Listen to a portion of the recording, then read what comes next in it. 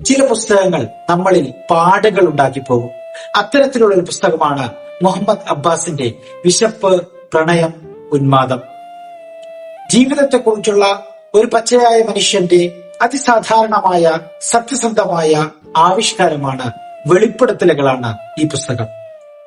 ആത്മഹത്യക്കും ഭ്രാന്തിനുമിടയിലുള്ള നൂൽപാലത്തിലൂടെ അയാൾ നടന്ന കാലമത്രയും അയാൾക്ക് പിടിക്കാൻ ബലമുള്ള കൈവരികളായി നിന്നത് പുസ്തകങ്ങളായിരുന്നുവെന്ന് മുഹമ്മദ് അബ്ബാസ് നമ്മളോട് പറയുന്നു.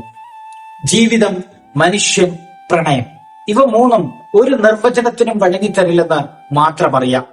പെയിന്റിംഗ് പണിക്കാരനായും ഹോട്ടൽ ജീവനക്കാരനായും മറ്റ് പല സാധാരണ ജോലികളെടുത്തും ജീവിതത്തോട് മല്ലിട്ട ഒരു മനുഷ്യൻ, ഒരു സാധാരണക്കാരന്റെ അസാധാരണമായ സൃഷ്ടി. അതാണ് വിശപ്പ്, പ്രണയം, ഉന്മാദം. ഈ പുസ്തകത്തിലെ മിക്ക വരികളും എന്നെ ഒരുപാട് ആകർഷിച്ചതും ഒരുപാട് എനിക്ക് ഇഷ്ടപ്പെട്ടവയുമാണ്. എങ്കിലും അവയിൽ വളരെയധികം ഇഷ്ടപ്പെട്ട 2 വരികൾ, അത് നിങ്ങളോട് പങ്കുവച്ചില്ലെങ്കിൽ ഈ റീൽ അപൂർണമാണ്. ആ വരികൾ ഇങ്ങനെയാണ്: അവന്റെ കിഴക്കും പടിഞ്ഞാറും അവളായിരുന്നു, അവന്റെ സുജൂദിന്റെയും കിബിലയുടെയും സ്ഥാനം അവളായിരുന്നു, അവൾ എന്ന കഅബയ്ക്ക് ചുറ്റും അവൻ പ്രണയമന്ത്രങ്ങൾ ഉരുവിട്ട് തവാഫ് ചെയ്തു. ഇങ്ങനെ നിറമുള്ള നിരവധി വരികളാൽ സമ്പന്നമാണ് ഈ പുസ്തകം.